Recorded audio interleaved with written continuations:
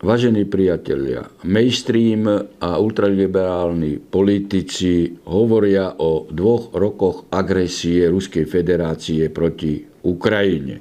Žiaľ, v tomto smere som zachytil aj vyjadrenie ministra zahraničných vecí, pána Blanára.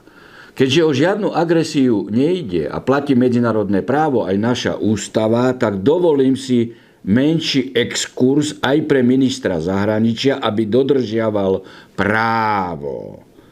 Ruská federácia použila článok 51 Charty OSN. Článok, ktorý jej umožňuje viesť špeciálnu vojenskú operáciu z titulu sebeobrany. Pretože Minské dohody v 2014 roku, ktoré schválila aj Bezpečnostná rada OSN a ktoré sa tým pádom stali súčasťou medzinárodného práva, garantom ktorých bolo Francúzsko, Nemecko a Ukrajina, a ktoré z vyjadrenia Merkelovej, z vyjadrenia Holanda aj Petra Porošenka boli iba zneužité na to, aby vyzbrojili Ukrajinu na útok proti Rusku, čo všetci traja menovaní politici jasne pred rokom a pol priznali.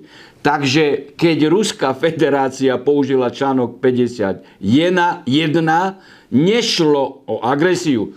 A na záver treba všetkým týmto krikluňom a neznalcom práva pripomenúť rozsudok Medzinárodného súdneho dvora v Hágu, to je najvyššia súdna autorita OSN z 2.2.2024, ktorý na žiadosť Ukrajiny neoznačil Ruskú federáciu za agresora. My máme článok 2 odsek 1 ústavy Slovenskej republiky, a to zase, aby som Blanárovi pripomenul, že treba dodržiavať právo, a ten článok hovorí, že Slovenská republika sa zaväzuje dodržiavať záväzky vyplývajúce z medzinárodných zmluv. Pán Blanár, pozor na reči.